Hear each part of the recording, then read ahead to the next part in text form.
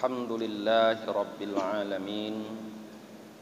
Wabihi nasta'inu ala umurid dunya waddin.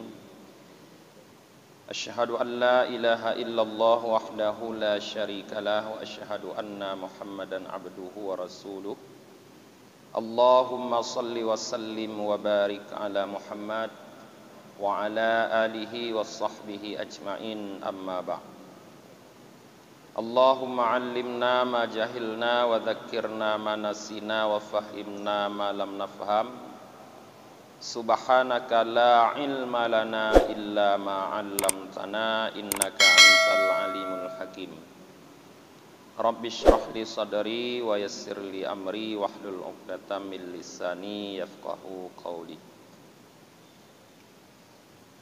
Jamaah maghrib yang dirahmati oleh Allah Subhanahu wa taala, pada kesempatan ini kita lanjutkan kembali kajian tasawuf kita, masih tentang judul yang sama dari minggu yang lalu, yaitu tentang bagaimana Allah menunaikan hukumnya di antara makhluk nanti di hari kiamat.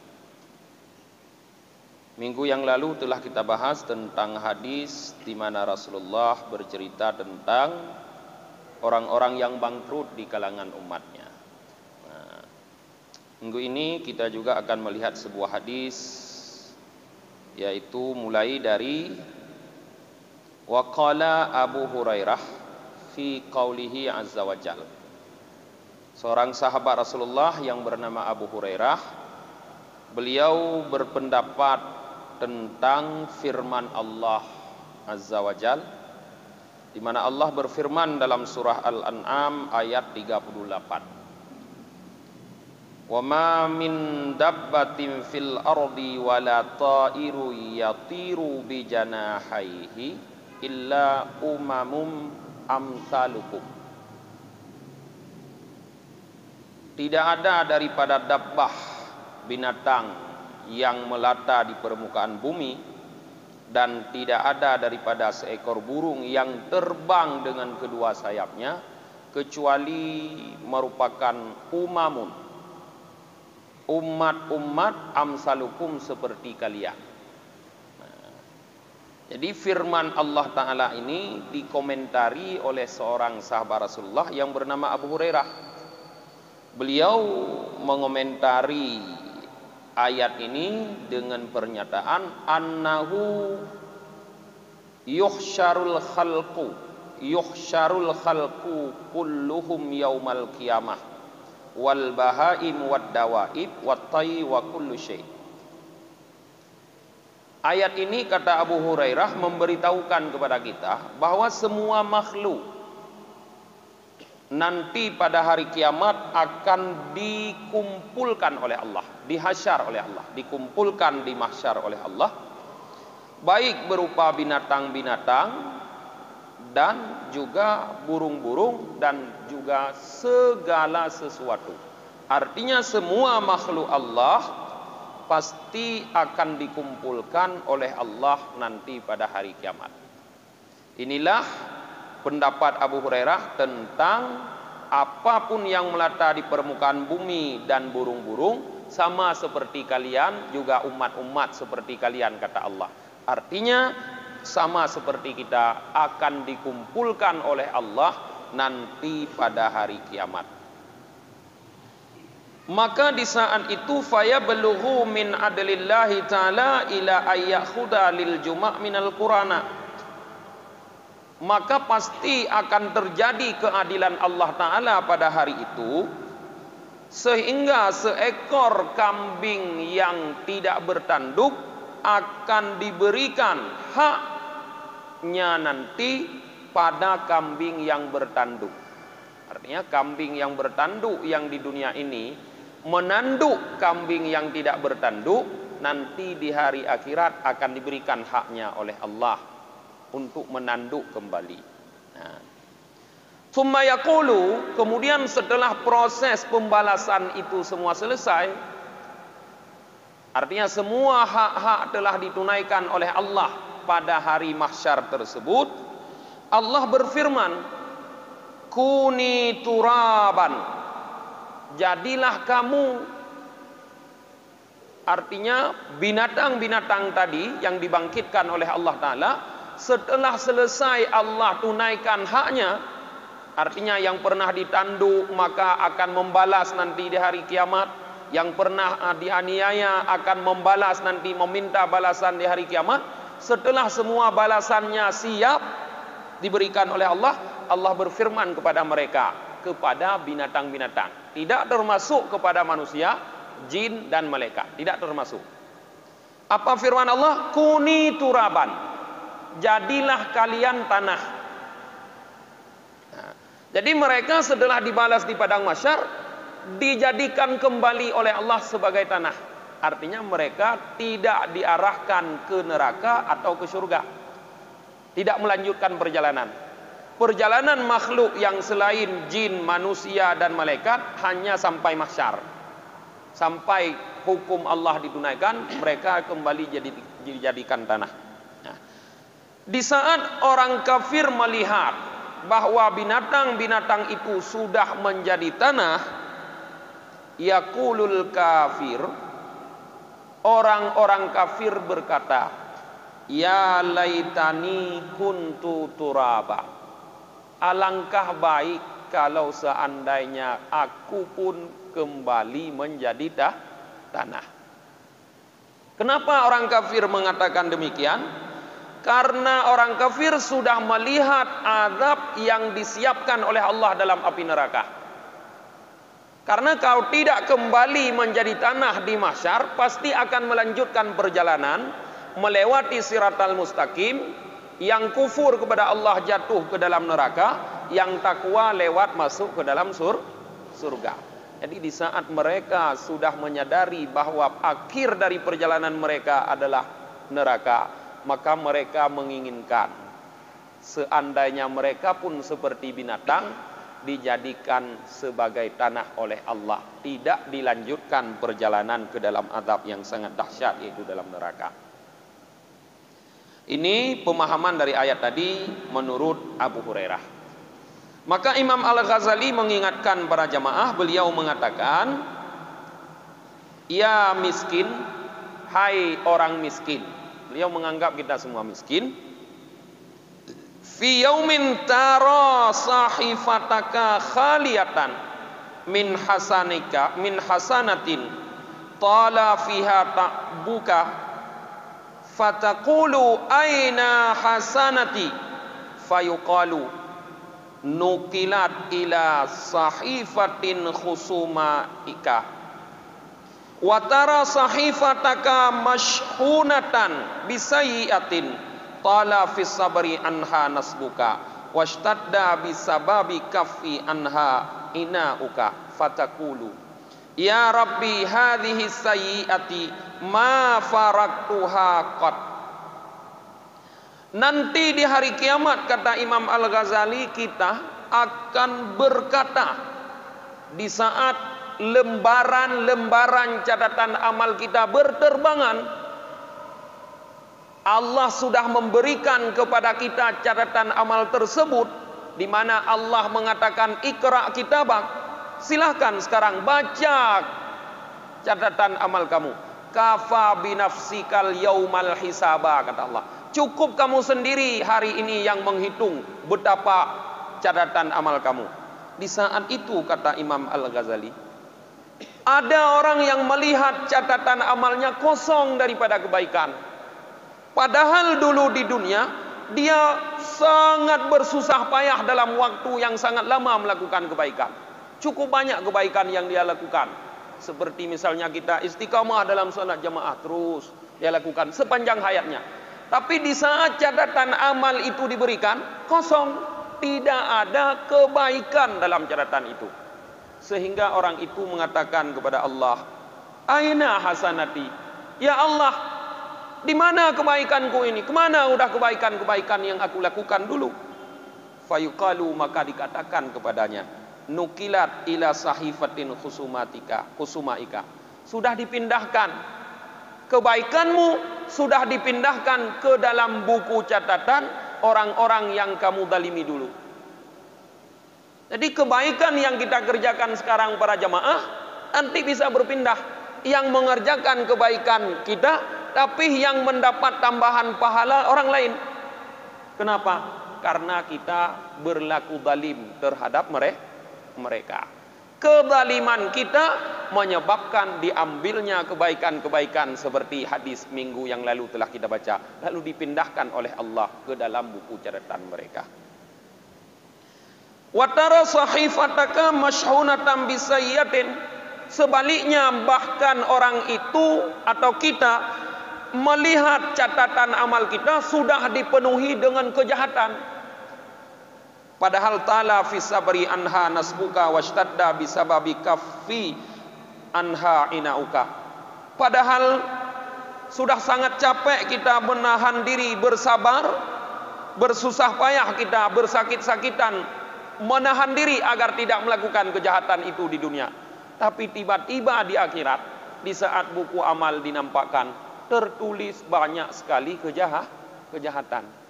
Amal baik hilang, dipindahkan ke buku amal orang lain, malah yang nampak sekarang di buku amal kita kejahatan-kejahatan yang tidak pernah kita lakukan dulu di dunia para jemaah.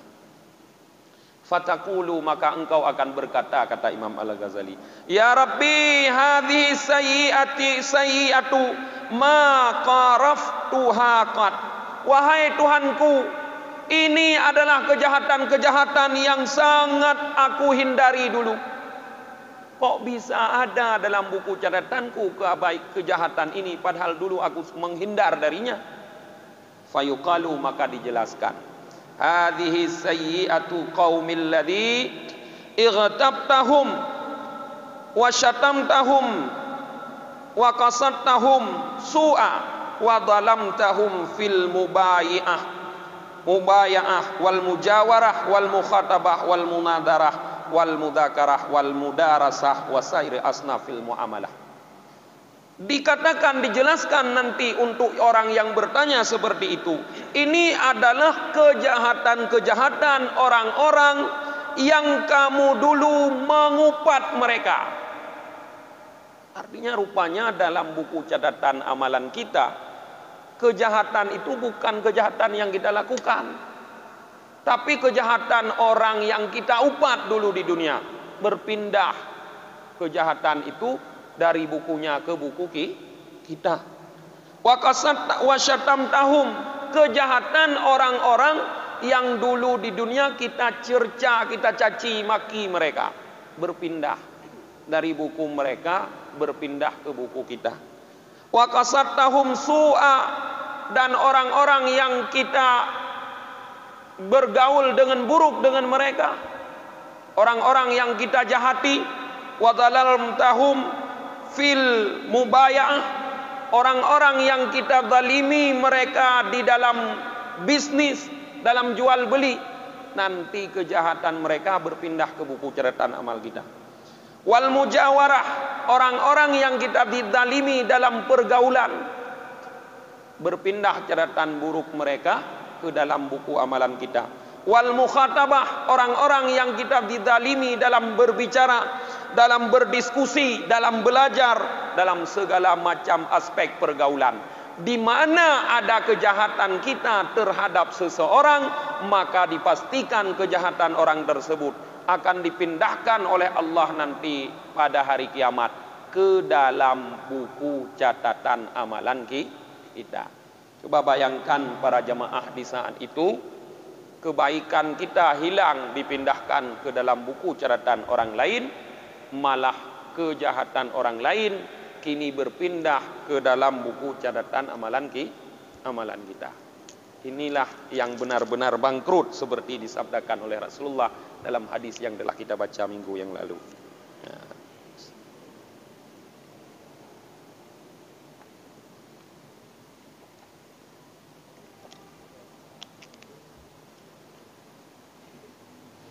Qala Zubair, ya Rasulullah, ayakirru alaina ma kana bainana fid dunya ma'a khawasid dunub. Seorang sahabat yang bernama Zubair, beliau bertanya kepada Rasulullah, wahai Rasulullah, Apakah akan terulang? Apakah akan terulang terhadap kami dosa-dosa yang terjadi di antara kami di dunia? Artinya Zubair bertanya kepada Rasulullah, apakah dosa-dosa yang terjadi sesama kita di dunia ini nanti di hari akhirat, di hari kiamat atau di mahsyar akan dipertanggungjawabkan? Dosa sesama kita, bukan dosa dengan Allah. Rasulullah menjawab, qala na'am. Iya, kata Rasulullah. Liyakuna alaikum hatta tu'addu ila kulli dhi haqqin haqqah. Pasti kata Rasulullah terhadap kalian itu terjadi, sehingga semua hak-hak akan ditunaikan, diberikan kepada orang yang berhak masing-masing. Qala Zubair, di saat Zubair mendengar itu beliau berkata, wallahi demi Allah, innal amra la syadidun fa'adhamu bi syiddati yaum la yusamahu fihi bi khatwatin wala yujawazu fihi an latmihi wala an kalimatin hatta yuntakamu limadlumin minadh dhalim. Demi Allah, kata Zubair, sungguh kejadian itu sangat berat, maka bertambah berat lagi dengan beratnya hari itu, dengan mahsyar yang sangat berat yang seperti sudah kita jelaskan, ditambah dengan kejadian balas membalas, bertambah berat lagi, kata Zubair. La yusamahu fihi bi khatwatin. Satu sepakan saja tidak akan dimaafkan pada hari itu. Tidak akan dihilangkan pada hari itu satu tamparan kita terhadap orang lain di dunia ini. Tidak akan dilenyapkan pada hari itu satu kalimat yang kita ucapkan untuk orang lain, sehingga ditegakkan bagi orang yang dizalimi hak terhadap orang yang menzalimi. Jadi tidak ada yang disia-siakan oleh Allah pada hari itu. Maka setiap kita bertindak, para jemaah, baik tindakan itu berupa kata-kata ataupun perbuatan, bahkan sampai kepada dugaan-dugaan, ini perlu kita pertimbangkan sangat. Apakah sanggup kita pertanggungjawabkan nanti di akhirat atau tidak? Kalau kira-kira kita tidak sanggup, amalan kita sedikit, tidak banyak untuk membayar, kita tidak sanggup di akhirat, maka diam kita itu sangat lebih baik daripada kita berbicara. Maka kan Rasulullah mengatakan, falyakul khairan aw liyasmut. Hendaklah mengatakan yang baik atau diam saja.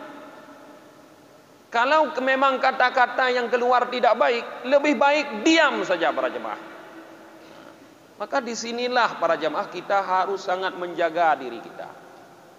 Jangan sampai kita disibukkan dengan beribadah kepada Allah, tapi di samping itu kita tidak bisa mengendalikan lidah, tangan, kaki, perasaan kita kepada orang lain. Sayang, kesibukan beribadah kita hari ini nanti akan hilang, bahkan menjadi tambahan pahala bagi orang lain. Qala Anas, sahabat Rasulullah yang lain yang bernama Anas, beliau berkata, sami'tu Rasulullah sallallahu alaihi wasallam yaqul, aku mendengar Rasulullah sallallahu alaihi wasallam bersabda, yahsyurullahu ibada urratan abran bahman. Allah Subhanahu wa taala, kata Rasulullah, nanti akan mengumpulkan para hambanya dalam keadaan telanjang bulat. Abran bahman. Kata Anas, kulna, kami bertanya kepada Rasulullah, ma bahman ya Rasulullah, apa itu bahman? Maknanya para sahabat belum paham kalimat bahman itu arti telanjang bulat. Qal, Rasulullah menjawab, laisa ma'ahum syai', mereka tidak punya apa-apa. Begitulah kita dibangkitkan, persis seperti waktu lahir, tidak punya apa-apa. Seperti itu dibangkitkan. Yunadi rabbuhum bisautin yasma'uhu min bu'din kama yasma'uhu min qurbin. Tuhan mereka nanti di saat mereka dibangkitkan seperti itu akan memanggil dengan suara yang terdengar dari jauh seperti terdengar dari dekat. Terdengar suara dari jauh sama seperti terdengar dari dekat. Panggilannya apa? Ana Malikud Dayan. Akulah pemilik hari ini, kata Allah. La yambaghi li ahadin min ahlil jannah ayyadkhulal jannah hatta aqtasuhu. Tidak pantas, kata Allah, bagi seseorang ahli surga, artinya orang yang akan masuk surga, tidak pantas dia langsung masuk surga sehingga aku kisasnya dia dari kedalimannya. Begitu juga tidak pantas bagi seorang ahli neraka untuk langsung masuk neraka padahal dia melakukan kedaliman sehingga aku kisas dia karena kedalimannya. Jadi semua kena kisas para jemaah. Orang yang masuk neraka, sebelum masuk neraka dikisas dulu, dibalas dulu kedalimannya terhadap orang lain. Orang yang masuk surga pun akan dikisas dulu, dibalas dulu oleh Allah kedalimannya terhadap orang lain. Tidak ada yang selamat dari kedaliman. Maka dalam hadis Rasulullah yang lain kita sering mendengar juga para mubalik mengatakan, ittaqu dzulma fa inna dzulma dzulumatun fil qabri wal dzulumatu yaumal qiyamah. Takutlah terhadap kedaliman, karena kedaliman itu adalah kegelapan di dalam kubur dan di hari kiamat. Di dalam kubur merupakan kegelapan, di hari kiamat pun kegelapan, karena akan membuat kita menjadi bangkrut di hari kiamat para jemaah. Qulna, kami semua bertanya, kata Anas, wa kaifa? Bagaimana bisa Allah mengkisas padahal kita tidak punya apa-apa? Tadi kan Rasulullah menjelaskan kitab nanti dibangkitkan dalam keadaan tidak punya apa-apa, telanjang. Bagaimana Allah kisas? Rasulullah menjawab, wa innama na'tiyallahu azza wa jalla urrata abran bahman faqala bil hasanati wasai'ah. Nah, bagaimana kata Anas kita dibalas padahal kita nanti di hari kiamat datang menghadap Allah dalam keadaan telanjang? Kata Rasulullah, bil hasanati wasai'at. Kita akan dibalas nanti di hari kiamat dengan kebaikan dan keburukan. Artinya kebaikan yang kita lakukan dan keburukan yang orang lakukan. Apabila kita punya kezaliman terhadap orang, diambil kebaikan kita diberikan untuk orang lain. Apabila kebaikan kita tidak tersisa, diambillah keburukan orang lain diberikan untuk kita. Dengan itulah, dengan kebaikan dan kejahatanlah nanti pada hari kiamat terjadi balas membalas. Kalau bisa kita katakan, kebaikan dan keburukan nanti di hari kiamat persis seperti dinar dan dirham di masa lalu. Orang mau membeli sesuatu pakai dinar, pakai dirham. Atau persis seperti rupiah kalau masa sekarang. Dengan itulah kita bisa tukar menukar. Kita mau beli beras, pakai rupiah. Nanti seperti itu juga di hari kiamat. Pakai apa? Pakai amal baik. Pakai amal buruk. Dengan itulah terjadi nanti di hari kiamat pembalasan. Fattaqullaha ibadallah, maka takutlah olehmu hai hamba Allah kepada Allah. Dan takutlah kepada madzalimil ibad, kepada kezaliman terhadap hamba-hamba Allah, bi akhdi amwalihim, yang kezaliman itu bisa terjadi dengan cara mengambil harta mereka.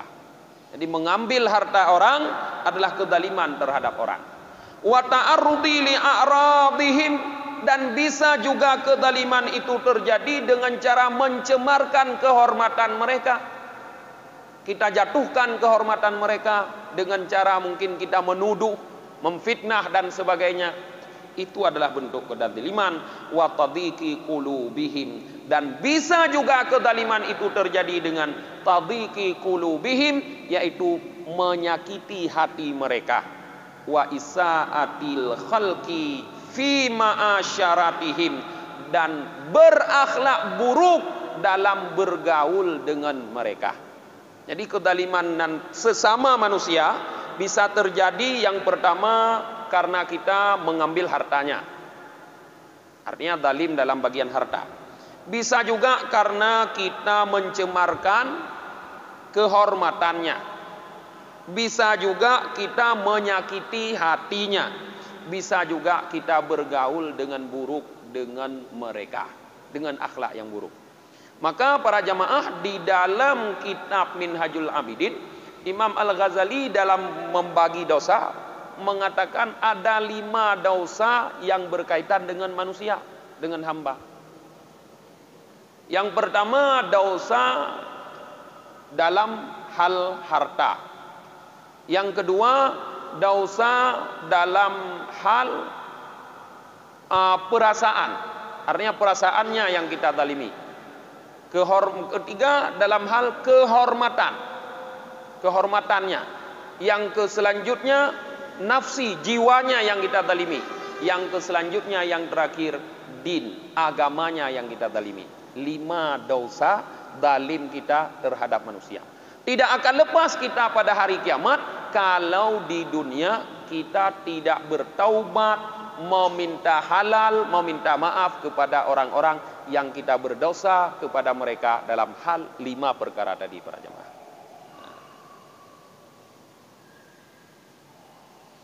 Fa inna ma bainal abdi wa bainallah khassatan fal maghfirah ilaihi asra.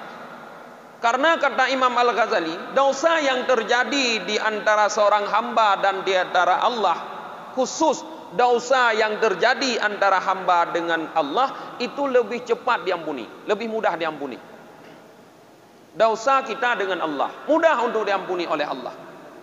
Tapi wa mani jitama'at alaihil madzalim, siapapun yang berkumpul di atasnya berbagai macam kezaliman, artinya berdosa dengan sesama makhluk, dengan manusia. Wa qattaba anha, padahal dia sudah bertaubat daripada dosa kezaliman itu. Dia bertaubat, tidak mengulangi lagi, menyesali, memohon ampun kepada Allah. Cuma wa asura alaihil istihlalu arbabil madzalim. Cuma dia tidak mampu meminta maaf, meminta halal kepada orang-orang yang dia zalimi. Kita pernah mengambil harta orang lain dulu. Misalnya para jemaah begini. Dulu di kampung-kampung ada pembagian beras raskin. Di masa SBY itu kan. Ada pembagian beras raskin. Kita pegah tajino tawai itu. Nah, beras raskin itu dibagi untuk sebenarnya orang-orang tertentu. Dulu ada kartu penerima beras raskin, orang-orang tertentu. Misalnya di Udenkot, 100 orang yang berhak menerima. Tapi sampai ke kampung-kampung di Aceh, hampir seluruh kampung di Aceh pada saat itu, terpaksa kepala desa atau kusyik harus bagi rata, bagi sama. Sehingga orang kaya pun menikmati raskin. Beras raskin. Nah, jadi orang-orang kaya yang menikmati raskin, yang tidak punya nama, tidak punya kartu sebagai penerima raskin, itulah orang zalim terhadap harta orang miskin dalam beras raskin itu tersebut. Zalim gitu ya. Yang pernah nak terima ngeroje, yang zalim. Sebab merebut hak orang miskin. Jatah orang miskin 1 bulan 10 kilo. Leh bulan 3 ibi roje. Leh bulan 3 ya cok bak bulak bu besi. Leh 10 kilo. Karena terpaksa bagi sama, akebut merumpok le urang gatin leh bulan 5 kilo. 25 kilo lagi haknya kemana? Sudah direbut oleh orang-orang yang tidak berhak. Orang yang merebut 25 kilo itu akan mengembalikan nanti di hari kiamat.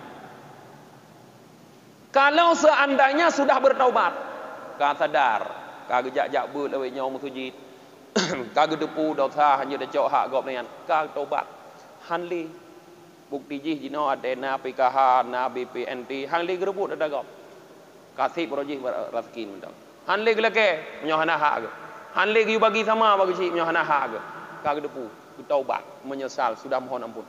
Tapi dia belum datang kepada hak orang-orang miskin yang haknya direbut oleh dia dulu. belum minta maaf.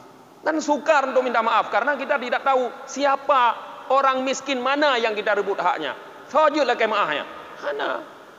Nyan kata Imam Al-Ghazali, fayuksiru min hasanatihi, maka caranya adalah perbanyak kebaikan sekarang. Perbanyak kebaikan. Hansib mengenai maaf Allah Ta'ala mendong. Lakukan berbagai macam kebaikan sebanyak-banyaknya liyaumil qisas, untuk kita siapkan pada hari kisas nanti, agar kita punya kebaikan untuk membayar 25 kilo beras rezekinya bayar bayu tu marah duduk para jemaah.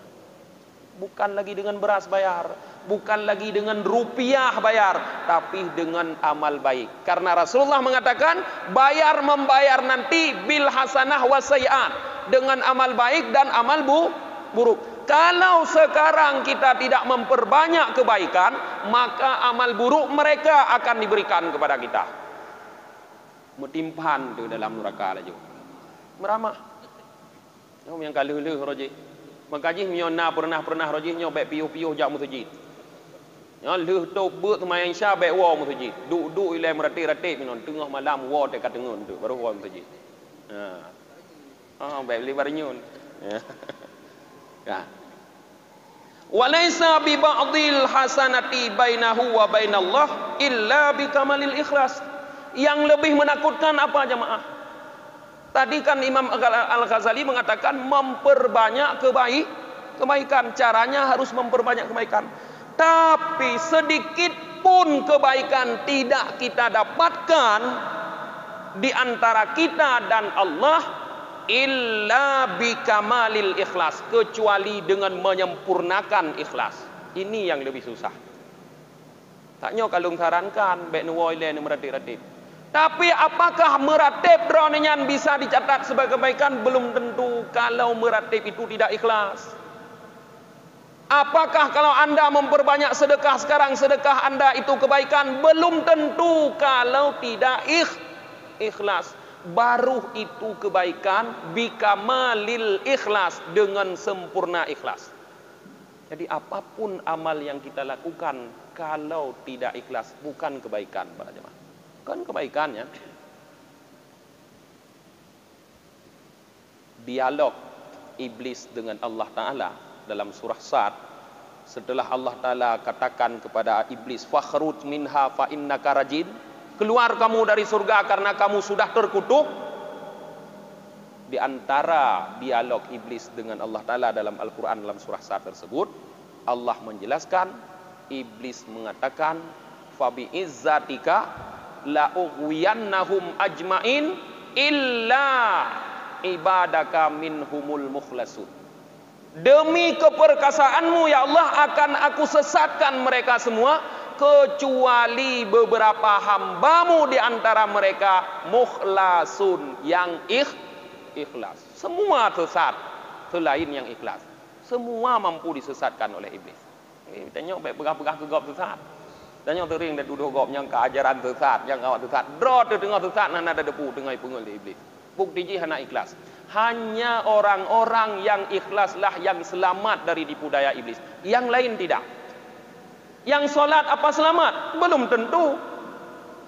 Kalau iblis dengan tentaranya para syaitan tidak sanggup membuat kita tidak salat, atau tidak sanggup membuat kita salat di luar waktu, dia akan buat salat kita tidak sempurna. Kita berdiri tidak sempurna. Tadong lig danyo sembayang. Sansang lagi urung ya tarik buka di laut. Tigau likut. Run dari buka laut kan lah ya. Ilok nak pernah dari buka roje yang lain enggak mau dari buka no. Menurut bakat. Urung tang sembayang bila kenyan. Iban gebut jamun kon bak masailai berdiri betul. Pane betul berdiri legenyan. Iban sembayang. Kalaupun kita salat, iblis rusak salat kita. Kalaupun iblis tidak mampu merusak salat kita, dibuat lalai kita dalam salat. Salat pah banyak gak kita dak. Hana sapu-sapu pinanya. God ko di lagi upacara pada 17 Agustus pinanya dah. Doi. Tapi pikiran hana dah doha-doha dibuat lalai. Baruh terkejut tu assalamualaikum warahmatullahi baruh terkejut. Lagi kamu buat hidayahnya mun asallallah baruh terkejut. Kabeh katreun pun yang kasallallah katreun pun baruh terkejut. Dibuat rusak para jemaah. Nah, jadi jangan pernah kita merasa bahwa kita selama ini sudah melakukan amal baik. Jadi kalau dulu kita pernah melakukan kezaliman kepada orang, maka perbanyaklah amal baik dan ingat baru amal itu dianggap baik kalau kita melakukannya dalam keadaan ikhlas. Sambil juga bermohon karena waktu mau habis para jemaah kepada Allah agar Allah nanti mendapati kita, artinya menerima kita dengan sifat lutufinya, dengan sifat kelembutannya. Karena kalau Allah terima kita dengan sifat kelembutannya, dengan rahmatnya nanti pada hari kiamat, Allah bisa saja membuat orang-orang yang sekarang kita zalimi tidak akan menuntut kita nanti di hari akhirat. Walaupun hana terlekai maah bagonya ronyo. Walaupun orang-orang miskin yang sebahagian beras raskinnya kita makan kemarin dulu tidak akan menuntut kita di hari kiamat. Ini ada abih hotel lungkun macam tu. Rasulullah dalam satu hadis diriwayatkan bahwa para sahabat melihat Rasulullah di saat itu tertawa sehingga gigi serinya nampak. Tengah geduk tidur Rasulullah. Dekem ke Rasulullah. Tinggal deh iko. Jarang tak Rasulullah dekem. Maka sahabat Umar bin Khattab memberanikan diri untuk bertanya kepada Rasulullah. Beliau berkata, "Ma yadhakuka ya Rasulullah?" Apa yang membuat engkau tertawa wahai Rasulullah? Rasulullah berkata, ada 2 orang laki-laki min ummati dari umatku sedang didudukkan di hadapan Allah Ta'ala. Jasian baina yadi Rabbil Alamin. Sedang didudukkan bersimpuh di hadapan Allah. Maka salah seorang dari keduanya berkata, "Ya Rabbi khud madlamati min akhi." Wahai Tuhanku, ambillah kezaliman yang dia lakukan terhadapku dari saudaraku itu. Artinya orang ini menuntut saudaranya yang berlaku zalim kepada dia. Maka Allah berfirman, "Ati akhaka madlamadahu." Kamu sudah dituntut, berikan untuk dia apa yang kau zalimi dulu. Faqala, maka orang yang zalim itu berkata, "Ya Rabbi lam yabqa min hasanati syai'." Wahai Tuhanku, tidak ada lagi kebaikan sedikit pun yang bisa kuberikan untuknya. Maka Allah berfirman kepada orang yang menuntut, "Kaifa tasna'u wa lam yabqa min hasanatihi syai'?" Apa yang akan engkau lakukan? Orang yang engkau tuntut tidak lagi punya kebaikan sedikit pun untuk membayar. Orang itu berkata, "Ya Rabbi, yahtamil anni auzari." Kalau begitu ya Allah, dia harus menanggung dosa-dosaku, kata orang itu. Maka di saat itu fadat aina Rasulillah bil baka. Mata Rasulullah mengeluarkan air karena menangis. Teklik ke Rasulullah gekalon umat gomnyan tengah menuntut kepeduh oleh Allah Ta'ala. Kemudian Rasulullah berfirman, "Inna dzalika yaumun azim." Hari itu adalah hari yang sangat besar, yang semua orang, kata Rasulullah, berhajat, membutuhkan orang lain untuk menanggung dosanya, untuk menanggung beban dosanya. Kemudian Allah Subhanahu wa taala, kata Rasulullah, berfirman kepada orang yang menuntut orang tadi, "Irfa' ra'saka." Coba angkat kepalamu. Karena dia tadi merunduk, duduk di hadapan Allah. Sekarang Allah katakan, "Irfa' ra'saka." Angkat kepalamu, wandur ilal jinan. Dan lihatlah ke dalam surga, kata Allah. Maka diangkatlah kepala dia, dilihat dalam surga. Di saat dia melihat dalam surga, dia berkata, "Ya Rabbi ara madainu min fiddah murtafiyah." Ya Tuhanku, aku telah melihat kota yang terbuat dari perak. Aku telah melihat bangunan-bangunan yang terbuat dari emas yang dihiasi dengan intan mutiara. Untuk nabi mana engkau siapkan itu? Untuk orang siddiq mana? Untuk orang syahid mana engkau siapkan itu? Qal, Allah berfirman, liman a'tani taman. Itu kusiapkan untuk orang yang mau membayar untukku, kata Allah. Yang bisa membayar. Orang itu menjawab, ya Rabbi, ma yamliku taman. Wahai Tuhanku, siapa yang bisa membayar hari ini? Qal, Allah berfirman, anta tamlikuhu. Kamu punya harga saman. Kamu punya uang untuk bayar. Kamu punya harganya untuk kamu bayar. Qal, orang itu berkata, wa ma huwa, apa harganya ya Allah?